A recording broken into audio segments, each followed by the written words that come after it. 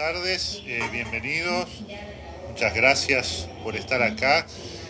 Estamos transmitiendo este programa especial del Ladrón del Fuego, grabando en vivo en la 12ª Feria Internacional del Libro y de la Promoción de la Lectura del Departamento de San José. Muchas gracias a San José por recibirnos. Bienvenida, Lilian. Hola, buenas tardes. Un gusto estar acá en la feria y contigo, Daniel, y con todos ustedes. Hoy vamos a hacer un programa especial, una grabación más extensa de las habituales, a la que hemos llamado Dodecateón, los 12 dioses olímpicos.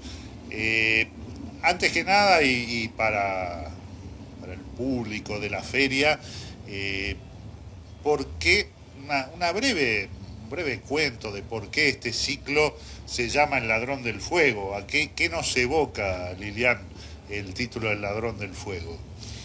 Bueno, nos evoca a la gesta prometeica, ¿no? Al ladrón del fuego que fue Prometeo y que robó el fuego para los hombres, porque los hombres se habían quedado sin él y sin él era imposible seguir avanzando y seguir creciendo como seres humanos. Así todo, capaz que el acto de robar el fuego tiene una implicancia un poco más profunda y tenga que ver tal vez con el conocimiento, con el fuego como esa matriz que tiene el hombre del saber, del conocer, del crecer, no solo como en población y en cantidad de personas, sino para adentro, ¿no? En la sabiduría. Tal vez ahí evoque eso también, un poco más profundo el significado del Ladrón del Fuego. Para quienes se están integrando por primera vez a este programa, El Ladrón del Fuego se emite habitualmente por La Onda Digital TV, el canal de La Onda Digital, que lo pueden ver en www.laondadigital.uy. Estamos con la escritora Lilian Irigoyen. Lilian es nacida en Montevideo, ha publicado libros de poesía y de narrativa e integrado diferentes antologías, tanto nacionales como internacionales. Obtuvo premios por varias de sus obras y fue jurado en concursos literarios, asistiendo como invitada a programas radiales y televisivos. Cuentos de su autoría han sido publicados en Francia e Italia y traducidos al italiano. Varios de sus poemas fueron musicalizados por Héctor Numa Moraes y Erika Bassi. Fue electa presidenta de la Casa de los Escritores del Uruguay para el periodo 2014-2016 y actualmente integra el Consejo Asesor de los Premios Morosoli en el área Letras. Es editora también de la columna Otras Literaturas en el portal de la agencia de noticias UIPress. Entonces, vamos ya entrando en tema. Hoy hemos llamado a este programa Dodecateón. Vamos a hablar de mitología. El mito, si uno agarra el diccionario de la Real Academia, la definición de mito es narración maravillosa situada fuera del tiempo histórico y protagonizada por personajes de carácter divino o heroico. ¿Cómo engancha esto del mito con lo que vamos a ver hoy? Bueno, engancha exactamente como dice el diccionario. El mito es una historia fabulosa que narra, que explica en forma de narración las acciones de seres que en forma simbólica, ¿no? Representan a las fuerzas de la naturaleza, aspectos de la condición humana, y entre otras cosas, ¿no? Y específicamente se refiere a lo que narra, a las narraciones que tienen que ver con los dioses y los héroes de la antigüedad clásica. Antiguamente también probablemente haya sido una tradición oral que después los mitógrafos fueron, también antiguos, lo fueron recopilando cuando se llegó a la escritura, ¿no? Pero en un principio fue oral. Cuando hablamos de dodecateón, teo refiere a los dioses, dodeca refiere a 12, ¿no? Hay algo con el número 12, alguna vez ya lo hablamos, pero después vamos a ver que no son 12 los dioses del Olimpo, pero se habla de los 12 dioses olímpicos. 12 son los signos del zodíaco, 12 fueron las tribus de Israel, 12 son los meses del año, 12 fueron los trabajos de Hércules, 12 eran los titanes a los que los dioses derrotaron. ¿Qué puede haber con eso del número 12? Bueno, evidentemente es de alguna tradición muy antigua. Probablemente venga de alguna migración, porque todos esos pueblos deben tener algún origen común, ¿no? Si bien estamos hablando de civilizaciones de donde parten los mitos de 3.200, 300, 400 años antes de Cristo, 3.000 y pico, evidentemente esas cosas, esas tradiciones se han llevado de algún origen común. De ahí tal vez el número 12. Porque inclusive en el caso de los griegos, estos dioses eran más de 12. Sin embargo, el nombre de dodecateón quedó. Es decir, esos dioses encajaron dentro del número 12 y no al revés, como uno pensaría que sería lo que debiera ser. O sea que ese número 12 viene de antes y de quién sabe cuánto, ¿no? Sí, y después vamos a ver que hay dioses que entran y salen de ese panteón, ¿no? Lo que se llama. ¿Qué es el panteón? Es donde pan, todos, la terminología pan en griego es todos, y teón, dioses. Serían todos los dioses, pero son más de 12, vuelvo a decir. Y según la fuente que uno lea, según el mitógrafo, según el trágico, va a encontrar esos diferentes 12 que pasarán a entrar en algunos un nombre y en otros mitógrafos entrarán otros dentro de esos 12. Para ir acercándonos al tema de los dioses del Olimpo surgen después de un conflicto con los titanes, ¿no? Sí. ¿Cómo fue eso? Ahí jugó un papel fundamental Zeus, ¿no? Zeus, Júpiter en la mitología romana. Siempre cuando hablemos vamos a tratar de dar los dos nombres que son los más conocidos, ¿no? De los dioses de la mitología griega y la romana. ¿Cómo fue ese conflicto con los titanes? Bueno, ahí también tenemos, como decías tú muy bien, 12 titanes. Si nos tenemos que remontar todavía antes, según Hesíodo en la Teogonía, habían fuerzas primordiales que fueron las primeras que surgieron. El caos. Es interesante que los griegos toman como al caos el origen de todo, ¿no? El caos, el tártaro, Gea, que representa la tierra, y Eros, que es el amor universal, que no es el Eros como el dios Cecilio, que vemos con la flechita, el dios pícaro que después fue tomado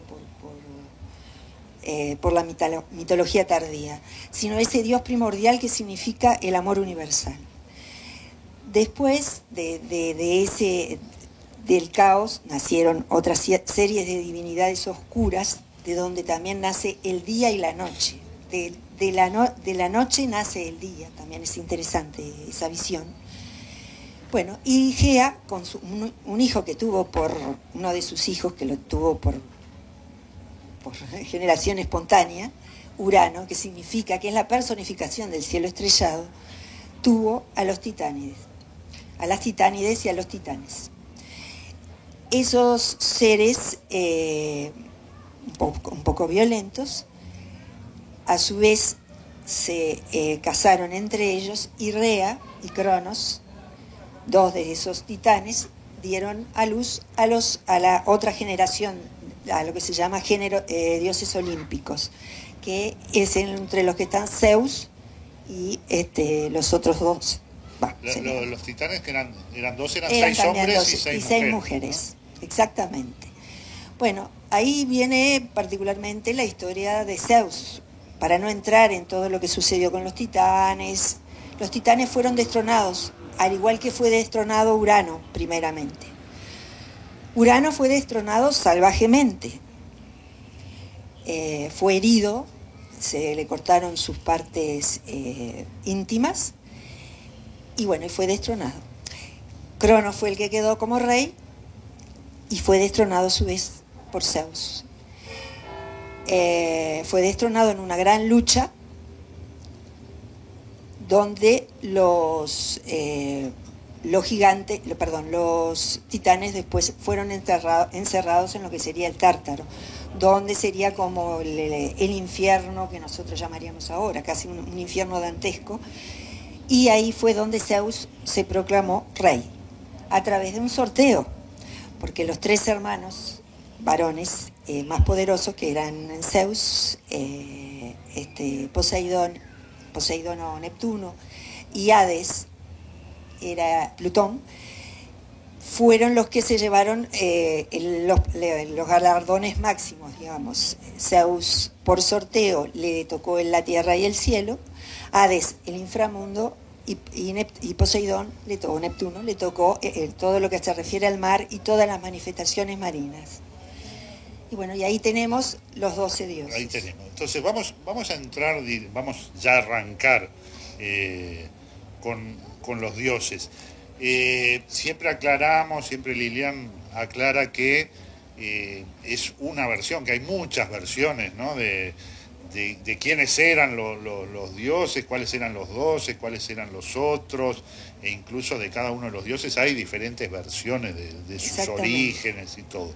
Pero, vamos a tratar de hablar de las más aceptadas y, como ya les decía, vamos a mencionar su nombre en la mitología griega y su nombre en la mitología romana, que después posteriormente se apropió de mucho de la mitología griega, ¿no? Empecemos por Zeus, entonces, el responsable de la derrota de los titanes y del establecimiento de los olímpicos. Bueno, Zeus tiene una historia pintoresca, porque ¿cómo es que logró hacerse del poder? Zeus, al igual que todos sus otros 5 hermanos fueron devorados por su padre, ¿no? Cronos, para que no tener la misma suerte que tuvo su padre, o sea que uno de sus hijos lo derrocara, ¿qué hizo? No tuvo mejor idea que devorar a todos sus hijos. Pero la madre Rea, lastimada, herida porque sus hijos eran devorados, decidió engañar a su esposo y le dio una piedra con pañales para que fuera devorado. Cronos se devoró esa piedra pensando que se comía a su hijo, y mientras tanto su hijo empezó, según algunas versiones, las más conocidas, fue criado en Creta, entre los curetes y las ninfas. Una de las ninfas, a veces se dice que es una ninfa, a veces se dice que es una cabra, Amaltea, fue la que lo cuidó y la amamantó. Inclusive se dice que jugando con esa cabra Amaltea, Zeus sin querer le rompió un cuerno, y de ahí surge la historia del cuerno de la abundancia. Ese niño fue creciendo, se hizo poderoso, y después se enteró por Metis sería, pero bueno, no quiero ingresar nombres aparte, por una de las diosas, de alguna de sus tías, que estaba destinado, uno de ellos estaba destinado a derrocar al padre. Y se las ingenió para que esa tía le diera una fórmula para que su padre vomitara a sus hermanos. Cosa que hizo, para no hacerlo larga. El padre tomó esa bebida con engaños y vomitó a los hijos. Y bueno, al vomitar se juntaron, los hijos salieron, es bien mitológico, no salieron como entraron, pero crecidos. Y bueno, se juntaron esos dioses y se levantaron contra su padre Cronos, al que después derrocaron. Esa sería en mínima la historia de Zeus, que después... Zeus, Júpiter en la mitología romana era el dios principal, ¿no? Sí. Al que le rendían pleitesía. Exacto, era el dios del cielo, de la tierra, era un dios... hubo una representación muy interesante, ¿no? El Zeus de Olimpia, una de las 7 maravillas del mundo, era ese Zeus hecho de marfil y de oro. Ese dios era representado como un dios barbudo, de cabello negro, severo. Era un dios infiel, generalmente justo, porque le gustaba, tomaba para sí la parte del respeto al huésped, del respeto a la palabra. Era el dios de los reyes. Se decía que todos los reyes descendían de alguna manera de él, tenían en su árbol genealógico alguna esposa de Zeus o algún amante de Zeus, mejor dicho. Bueno, era un dios que poseía, o sea, su animal favorito al que lo representaba era el águila. Cuando veían volar el águila sabía que Zeus de alguna forma estaba presente. Y era hospitalario, ¿no? Por eso su enojo cuando Paris rapta a Helena, lo que va a dar origen a la guerra de Troya, ¿no? Exacto, era un dios que para él era fundamental que se respetara a la persona que daba hospitalidad. En una de esas, la historia famosa de Paris, que se hospedó en la casa de Menelao, y cuando Menelao fue al velorio de su abuelo Catreo, dejó a su mujer con él, y bueno, él se aprovechó del momento, ayudado por Afrodita, y secuestró o enamoró a Helena y se la llevó consigo a Troya. Bien, pasemos ahora entonces a Hera, que era Juno en la mitología romana.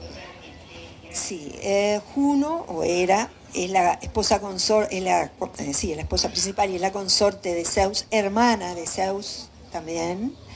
Es una diosa severa, representada en la iconografía, es una diosa severa, hermosa,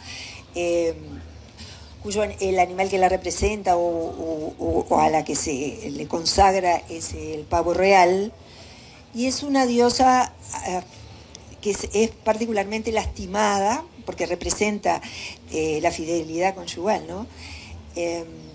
Particularmente lastimada con las infidelidades de su esposo, que no tuvo ningún problema en serle infiel con diosas o con mortales, ¿no? Fue él el padre de Perseo, el matador de Medusa, es él el padre de Heracles, Hércules, de los dos famosos, el de los 12 trabajos, padre de Perseo, como ya dije, es el padre de Minerva, de Palas Atenea, y ahí sin el concurso de ninguna mujer, ¿tá? Porque si bien le fue infiel con Metis, que es la madre de Palas Atenea, la devoró y fue de su cabeza que surgió esa diosa.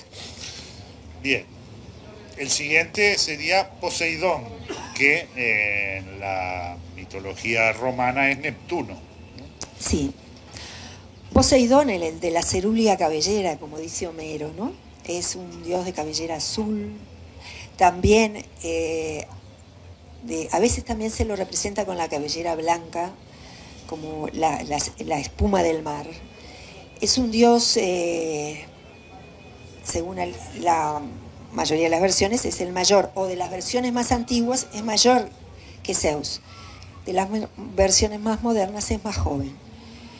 Pero es un dios que se encontraba en el mar, pero también representa todas las manifestaciones marinas, sin ser los ríos que tenían dioses particulares, en todas las demás manifestaciones, las fuentes, es él el que domina. Es un dios de mal carácter y también, como todos los dioses, algunos más que otros, es bastante rencoroso. Se lo representaba siempre en el mar, rodeado en un carro con caballos marinos, rodeados de tritones, nereidas, las oceánidas, que representaban a las corrientes marinas, y las Nereidas, hijas de Nereo también, entre las que se encontraba la madre de Aquiles. Tú hablaste del rencor. El rencor es algo habitual en los dioses, ¿no? Sí. El hecho de tener además el poder ese te hace ser rencoroso. Sí, Poseidón. Poseidón es un dios que no tuvo mucha suerte cuando decidió tomar lugares para que le rindieran cultos, ciudades que le rindieran especialmente culto. Y siempre fue delegado por otros dioses. Cuando era delegado, castigaba privándolos del agua a esos dioses, a esas ciudades, y entonces los otros dioses tenían que recurrir a tratar de aplacar esa cólera con ese dios. También, no dije pero era implacable con las infidelidades de su marido, sí, con las mujeres a las que generalmente procuraba matar, y perseguía hasta los hijos que tenía su esposo con esas mujeres. Ni que hablar Zeus, cuando se enojaba. El siguiente sería Dionisio, Baco. También los dos nombres, Dionisio y Baco, son de la mitología griega. El nombre de la mitología romana sería Liber Pater, en algunos lugares aparece. Sí, en la parte romana... El dios de los borrachos, para algunos. Es interesante, significa libre, ¿no? Es un dios que simboliza, que además es de ser el dios de la vida y del vino, también significa libertad lo suyo. Y también es un dios de la inspiración, al igual que Apolo. Y no hay que olvidarse que el culto a Dionisio es el que lleva al teatro. Claro. Entonces, tiene también que ver una parte de inspiración, es una inspiración distinta a la de Apolo, pero también era un dios inspirador. Es un dios con una leyenda larga y compleja. Él es el único dios que nació de una mortal, Semele, que corresponde al ciclo tebano. Es un dios que su madre, Semele, mal aconsejada, y ahí hablamos del odio que tenía Hera por esas mujeres con las que su esposo la engañaba, le susurró, le hizo sentir deseos de ver a Zeus en toda su plenitud, como un dios, en toda su plenitud divina. Y Semele le hizo prometer a Zeus que le cumpliría un deseo. Y el deseo, cuando él se lo juró que se lo iba a cumplir, era ese, verlo en su plenitud divina. Él le cumplió el deseo a costa de matarla, porque ningún ser humano tenía la posibilidad de ver a un dios en toda su plenitud sin morir calcinado. Ella murió, pero él pudo salvar a ese retoño, y según cuentan, se lo cosió en su muslo, y lo tuvo ahí hasta que creció, y entonces se lo dio a las ninfas para que lo criaran en Nisa. Y después de toda una serie de peregrinaciones que el dios tuvo para demostrar su divinidad y para, de alguna manera, forzar a los mortales para que lo veneraran, fue aceptado en el Olimpo y estuvo entonces entre esos dos. Bien, seguimos con Apolo, Febo en la mitología romana. Sí, Apolo en la mitología romana también, Febo. También, sí. Sí, Apolo, Febo a veces es... Sí, indistintamente. Ese es el dios que siempre estaba acompañado con las musas, ¿no? Es el dios de Delfos, el dios que preside las artes, es el dios hermoso por antonomasia, ¿no? Por algo se dice que alguien es apolíneo. Claro. Cuando uno dice apolíneo, asocia a alguien extremadamente atractivo. Eso que tú planteas tiene que ver con, uno a veces no es consciente de la influencia de la mitología en nuestras vidas cotidianas hoy, ¿no? 2000, 3000 y pico de años después de que surgieran estos mitos. Muchos términos que nosotros usamos en el día a día son derivados de ahí, ¿no? La fuerza hercúlea. Claro, viene de Hércules. Pero el término apolíneo daría para otro programa. Pero... Está la influencia de la mitología, que podemos verlo en la mitología romana, podemos verlo también en la astronomía, porque la mayoría de los planetas, los asteroides, tienen nombres de dioses o de héroes antiguos. podemos verlo en la astrología. También se ve, porque se toma del dios rector, del planeta rector, de determinado signo, las características de estos dioses. O sea, no sabemos tampoco si están primero la astrología y los dioses, ¿no? Pero está todo vinculado. Pero bueno, volvamos a Apolo. Apolo. Este dios estaba muy vinculado a las musas y estaba vinculado a todo lo que tenía que ver con el arte. También tuvo un parto difícil, porque su madre, Leto, una de las titánides, fue perseguida sanguinariamente por Hera, que no le dejaba parir ni a él ni a su hermana. O sea, a Leto no le permitió parir ni a los dos hermanos, que eran Artemisa, o Diana, la diosa cazadora, y su hermano Febo Apolo. Al final pudieron lograr que una isla, la isla de Ortigia, que después pasó a ser la isla de Delos, diera cobijo a esa mujer sufriente de parto, para que pariera a esos gemelos. Primero nació Artemisa, que ayudó a parir a Apolo. Y dicen que fue tan terrible la experiencia de ver el parto, que ella misma se juró a sí misma y ante los dioses y ante la laguna Estigia que jamás daría luz a ningún hijo. Por lo tanto, es una de las diosas vírgenes que después está entre los olímpicos, ¿no? Bueno, ya que la nombraste, Artemisa o Diana en la mitología romana, ¿no? Artemisa es una diosa muy interesante. Es una diosa que representa a toda la naturaleza salvaje, que representa todo lo que no fue mancillado o tocado por el hombre, representa a los bosques, a los animales salvajes. Es una diosa, justamente por ser salvaje, por no haberse unido a ningún hombre, es una diosa que también es extremadamente vengativa y rencorosa. Es famosa la historia de Actión, el hombre que la vio bañarse desnuda, y a que la diosa, furiosa porque conoció su cuerpo, hizo que los perros que lo acompañaban lo devoraran, transformado en ciervo.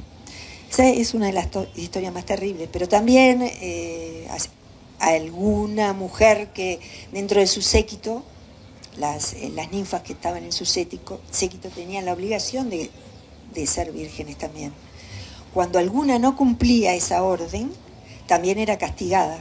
Calisto, una de sus vírgenes acompañantes, que fue seducida y obligada por Zeus a tener un hijo, después tendría un hijo de él, enterada ella de que había perdido su virginidad, mientras se bañaba, se dio cuenta que había perdido su virginidad, la transformó en Osa, en la Osa mayor.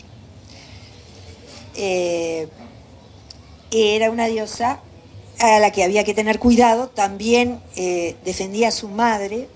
Está el caso de Níobe, que logró comparar a sus hijos con los hijos de Leto.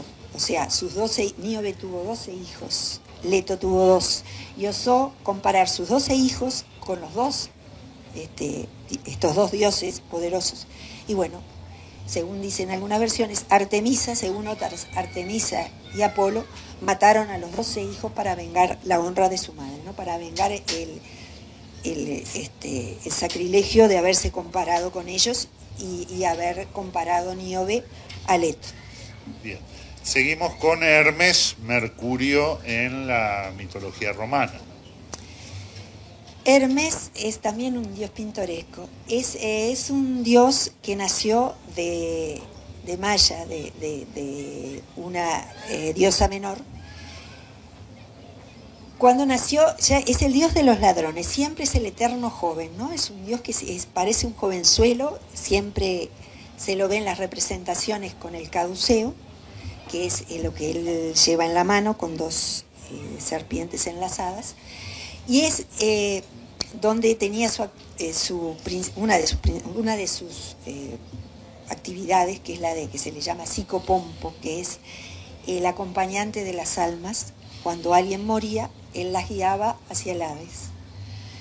Es un dios pícaro, no es violento, puede ser vengativo como todos los dioses, pero no es particularmente violento como los otros.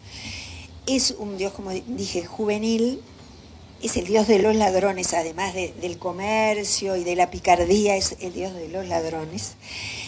De chico, ya de bebé, se dedicó a engañar a su hermano Apolo, que ya era un joven adulto y grande, le robó los rebaños que Apolo debía cuidar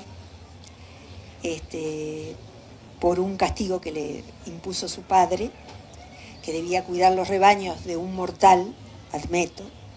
Bueno, él estaba cuidando, se distrajo Apolo y Hermes, de pañales, le robó el ganado a Apolo. Y ya ahí tuvo un truco ingenioso, pues se lo robó, lo paseó por toda Grecia, o por la Hélade, ¿no? Porque en aquella época no era Grecia, era Hélade, o Helas. Les ató en la cola de los animales arbustos que iban borrando las huellas. Entonces Apolo no podía darse cuenta si quién había robado, dónde estaba, para dónde fueron. Y finalmente, por una indiscreción de un pastor, supo dónde estaban las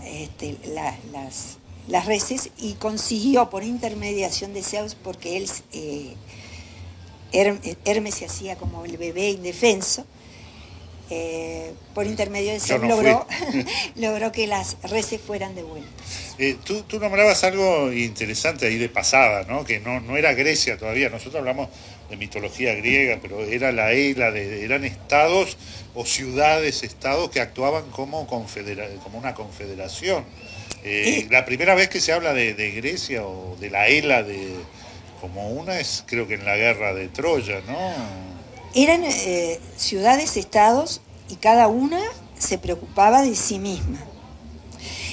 Nadie, generalmente tenían alianzas transitorias para alguna confrontación especial. Por ejemplo, estuvo la Liga de Delos, cuando Atenas logró también logró juntar varios estados para pelearse, por ejemplo, o luchar o conseguir la hegemonía con Esparta. Esa es típica. Esparta y Atenas fueron dos potencias que lucharon hasta el fin, hasta que finalmente en Macedonia, en la guerra queronea, se lo llevó consigo. Pero eran pueblos que no podían estar unidos. Macedonia recién fue Macedonia con Filipo II, el padre del que sería Alejandro Magno, el que lo juntó en la Liga de Corinto. Bien. Primera vez como nación. Seguimos entonces con Atenea. Estamos hablando de eso de la Liga de Corinto, del 300 y poco antes de Cristo, sí, cuando todas estas mitologías son del 3000 antes de Cristo. Seguimos con entonces Atenea, Minerva en la mitología romana. Bueno, esa es la diosa que no nació sin concurso de mujer, porque nació de la cabeza del padre.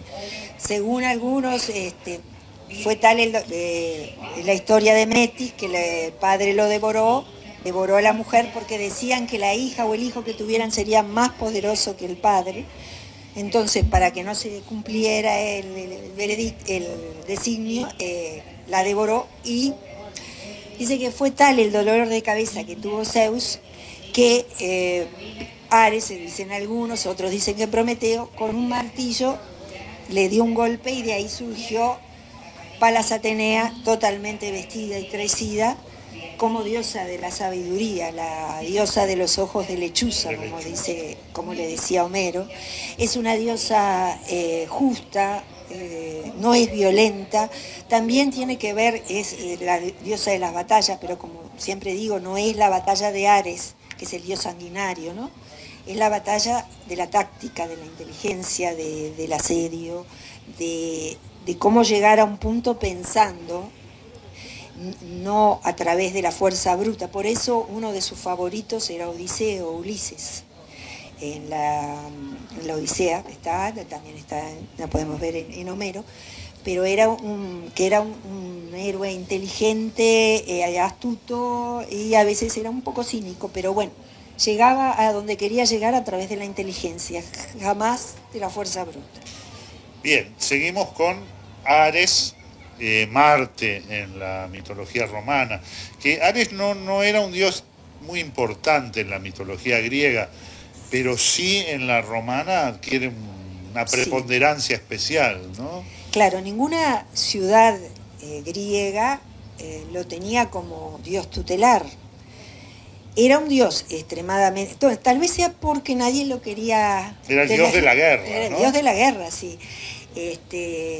Nadie lo quería demasiado cerca ni lo quería tenerlo ahí con templos continuamente recordándolo de la guerra y de la facilidad con que se podía iniciar los conflictos entre todas las ciudades. Pero era un dios violento, terrible, inclusive los propios dioses lo rechazaban. Según una leyenda dice que lo tuvo sin el concurso de Zeus, que tomó una planta especial que hizo parir el hijo sin el concurso del marido. Y dicen que es el padre de Rómulo y Remo, ¿no? Sí. Los fundadores de Roma. Exacto, en Roma adquiere otra fuerza, ¿no? Marte, al ser el que engendra a Rómulo y Remo, el que según algunos es el padre, según otros está en la ascendencia cercana, pero al tener que ver en la fundación de Roma, porque después Remo fundaría Roma, según la leyenda, ese dios tiene otra fuerza que no tiene, por ejemplo, en la mitología griega, donde tiene historias puntuales, donde su amorío con Afrodita, que daría luz a un ser hermafrodito, ¿no? Que viene mitad hombre, mitad mujer.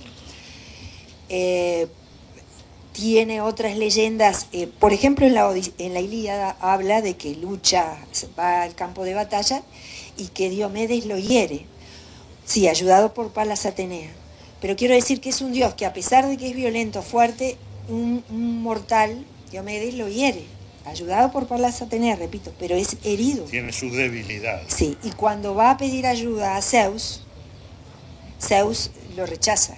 Y no lo protege ni lo defiende. Por lo tanto, es rechazado hasta por los propios dioses. Bien. Seguimos con Afrodita, Venus en la mitología romana. Sí, Venus Afrodita es la diosa de la belleza, es bella, es la diosa de la rubia cabellera, de la pequeña cintura, de la diadema de oro, de los blancos brazos, no sé, hay mil maneras de nombrarlas, la que ama las sonrisas, en Homero.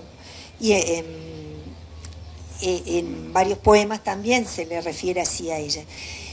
Es la diosa que se dice que nació de la espuma del mar también. Hay versiones que dicen que es hija en la Ilíada dicen que es hija de Zeus y de Dione, una diosa de la antigua generación. Según otras versiones, es hija de la espuma del mar y de Urano, que cuando fue castrado, el semen que tocó la espuma del mar dio origen a Afrodita, que dicen que nació o tocó tierra en la isla de Citera. Es una diosa hermosísima, pero terriblemente vengativa también, y no soporta que se la comparen, que su belleza sea comparada a ninguna otra, con ninguna otra mortal. Ella es famosa... eran bravas las diosas en la competencia por todas, la belleza, ¿no? Todas. Está el más emblemático caso de ella, que es el juicio de Paris, el causante de la guerra de Troya. Cuando Paris debió elegir entre la más hermosa de las tres diosas más hermosas, que eran Hera, Palas Atenea y Afrodita, Paris le entregó la manzana que decía esa inscripción, justamente a la más hermosa se le entregó a Afrodita, y he ahí el comienzo de la guerra de Troya. Y de ahí la manzana de la discordia, ¿no? La manzana de la discordia también. La guerra de Troya se debe justamente a que la promesa que hizo Afrodita para que se le diera la manzana, el regalo que le prometió es entregarle a la mujer más hermosa del mundo, mortal, a Helena. De ahí volvemos a lo que tú contabas al principio de cómo era con sus acciones llevó a la guerra de Troya. Porque además después Hera y Palas Atenea, a partir de eso, le hicieron la cruz a los troyanos. Seguimos con Hefesto, Vulcano en la mitología romana. Vulcano es el dios de los herreros, es un dios cojo. Algunos dicen que nació con esa malformación, algunos otros dicen que fue debido a una disputa que tuvo Hera y Zeus, donde Zeus castigó a Hera colgándola de los cielos. Hefesto trató de intervenir en favor de Hera y lo que logró fue que Zeus se enojara y lo tirara del Olimpo. Hefesto al caer se lesionó y quedó de por vida rengo. Es un dios que no tiene mitos particularmente propios, más allá de que fue el esposo de Afrodita, ¿no? El dios más feo con la diosa más hermosa. Capaz que de ahí viene algo del dicho ese del hombre cuanto más feo más hermoso, ¿no? Porque logró conquistar a la diosa más hermosa. No fue una conquista, más bien se la dieron como premio. Bueno, a los efectos. Fue una conquista, mejor dicho, entonces sí, pero no una conquista por el amor, sino por el deber o por la obligación. Bien, llegamos al último de los dioses de los 12, que es Demeter, la última, o Ceres, ¿no? Exactamente. Esa es una diosa muy compleja y muy larga, por ella podríamos estar ratos y horas. Hay que ser muy breve. Es la diosa que tiene que ver con la agricultura. Es una diosa que generalmente se le dice la de trenza de oro, porque probablemente la simbología de esa trenza implica las espigas, ¿no? Es la diosa que a partir de ella enseñará Triptólemo, un héroe que está vinculado al ciclo de Demeter y de las estaciones, va a enseñar a los seres humanos a plantar y la agricultura, y a partir de ella, que está vinculada también a Perséfone con el mito de las estaciones, los hombres entonces empezarán con la agricultura y a establecerse en una tierra, ¿no? Porque es a partir de donde se forman, ya no necesitan emigrar tanto para la caza y la pesca, sino cultivar los terrenos. Bien. Llegamos así al final de esta lista del dodecateón de los 12 dioses del Olimpo. Nosotros dijimos al comienzo que hay, en realidad son más de 12, que hay una serie de alternos de dioses que entran y salen. La lista es larga. Podemos hablar de Hades, que es Plutón en la mitología romana, Hestia, Vesta en la romana, Asclepio, Esculapio, Eros, Cupido, Hebe, Juventas, Pan, Fauto, Perséfone, Proserpina, Heracles, Hércules. La lista es larga, no nos va a dar el tiempo, pero vamos a hablar brevemente de algunos. Hades, Plutón en la mitología romana, sí. Hades, uno de los hermanos de Zeus, al cual le fueron confiados el inframundo, ¿no? Sí. Brevemente. Hades, nadie trataba ni siquiera de nombrarlo, ¿no? Era Hades, el innombrable. El invisible, Hades es el invisible. Porque al nombrarlo se temía suscitar su cólera o que se diera cuenta y se lo llevara a uno justamente al Hades, a su reino. Él reinaba junto con Perséfone, Proserpina, en el reino del Hades, en el reino del infierno. Era un dios también inflexible, nunca transaba, después que se llevaba que aceptaba un alma en sus dominios, al que se arribaba a través del barquero Caronte, ¿no? Cruzando el Aqueronte, el río de los muertos. Después que se entraba ahí, no se podía salir. Él era inflexible en eso. Solo una vez dejó salir a alguien y fue con la música de Orfeo, pero esa es otra historia. Lo de Orfeo y Eurídice, ¿no? Exactamente. Y dicen que salió otra vez cuando fue a raptar a Perséfone. Esa es otra salida importante, pero fue puntualmente a raptar a Perséfone y volvió. Ya que estamos, háblame un poquito de Perséfone o Proserpina en la mitología es la diosa, romana. sí, es la diosa de consorte de Hades en el inframundo.